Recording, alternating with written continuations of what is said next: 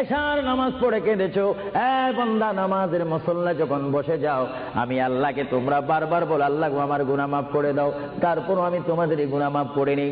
তারপরও তোমরা নিশি রাত্রে মানুষ যখন ঘুমে যায়, তোমার বিবি যখন ঘুম যায়, তোমার ছেলে যখন ঘুম যায়, তুমি নিশি রাত্রে ঠান্ডা পানি দিয়ে ওযু বানিয়ে নামাজের মুসল্লায় বসে তুমি আবার যখন ডাক দাও, রব্বুল আলামিন পৃথিবীর কোনো মানুষ আমার গুনাহ সম্পর্কে জানে না, তুমি আমার গুনাহ সম্পর্কে জানো।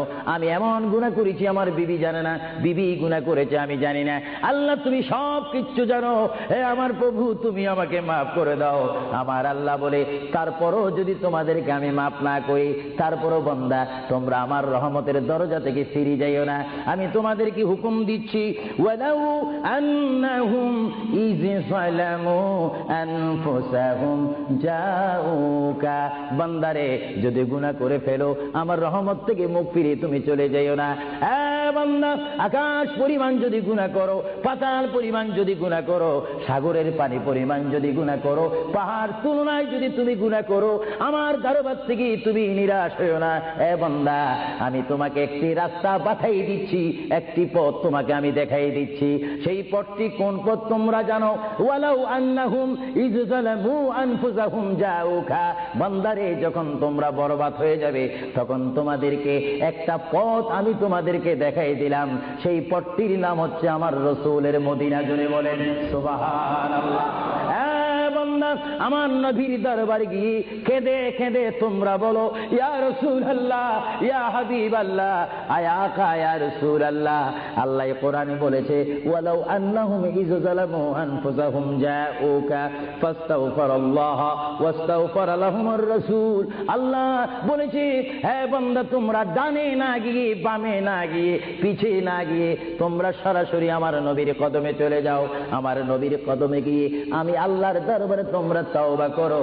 তওবা করতে করতে তোমাদের চোখের পানি যখন বাইর হয়ে যাবে, আর ওই মুহূর্তে যদি আমার বন্ধু যদি তোমাদের জন্য আমার দরবারে সুপারিশ করে, আমি আল্লাহ তোমাদেরকে ওয়াদা দিয়ে দিলাম, গ্যারান্টি দিয়ে দিলাম, আমার রাসূল যদি তোমাদের জন্য আমার দরবারে সুপারিশ করে, সঙ্গে সঙ্গে বান্দা তোমার অতীতের জীবনের কবিরা সগীরা গুনাহ মাফ করে দেব। জোরে বলেন সুবহানাল্লাহ, আরো জোরে বলেন।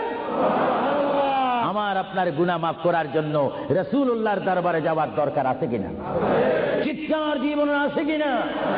এটা কোরআনের অপব্যাখ্যা নয়, কোরআন শরীফের আয়াত। ওয়ালাউ আন্নাহুম ইয যালামু আনফুসাহুম জাউকা, যারা তাফসীর পড়েছেন, তাফসীর জালালাইন পড়েছেন, টাইটেল পড়েছেন, বুখারী পড়েছেন, মুসলিম পড়েছেন, ইবনে মাজাহ পড়েছেন, সিয়া সিত্তা পড়েছেন, হাদিস পড়েছেন, ইজমা পড়েছেন, কিয়াস মেনেছেন, উসুল মেনেছেন, বালাগাত মেনেছেন, মুনতিক মেনেছেন, শরীয়ত বুঝেছেন, তরিকত বুঝেছেন, হাকিকত বুঝেছেন, ইলমে লুদুনি পেয়েছেন, ইলমে তাসাউফ মেনেছেন, তারা অবশ্যই স্বীকার করবে মানুষের একমাত্র মুক্তির স্থান, পরিত্রাণের স্থান, আসলের স্থান, নাজাতের স্থান, আল্লাহ পাওয়ার স্থান মুহাম্মদুর রাসূলুল্লাহ কদম মুবারক। চিৎকার দিয়ে বলেন সুবহানাল্লাহ।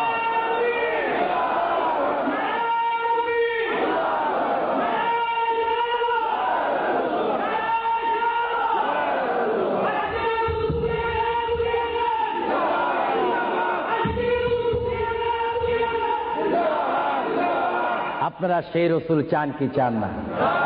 অবশ্যই চাইবেন, না চাইলেও চাইবেন। কেন চান নেই? অবশ্যই আফসোস করবেন। কারণ পৃথিবীতে সন্তান রয়েছে, বিবির জন্য স্বামী রয়েছে, স্বামীর জন্য বিবি রয়েছে, সন্তানের পাশে মা রয়েছে, মায়ের পাশে সন্তান রয়েছে। এটার নাম দুনিয়া। আর দুনিয়াও মাজরাতুল আখিরা। কিন্তু এই দুনিয়া যেই দিন জীবনের সমাপ্তি, বিদায় ঘন্টা বেজে যাবে, সেই দিন সন্তান ইচ্ছা করে মায়ের পা ছেড়ে দিবে, পিতা তার মায়ের সামনে থেকে চলে যাবে, এমনি ভাবে সবাই বিচ্ছিন্ন হয়ে যাবে, সব চলে যাবে। একমাত্র সাথী হবে, আপন হবে, বন্ধু হবে, কবরের সঙ্গী হবে। সবাই বলেন মুহাম্মাদুর। আরো জোরে বলেন না মুহাম্মাদুর। আপনারা সেই রাসূল চান কি চান না? সেই রাসূলের চরিত্রের মধ্যে উম্মতে রক্ষা পাওয়ার গ্যারান্টি আছে কিনা? একটু দরুদ শরীফ পড়েন। আল্লাহুম্মা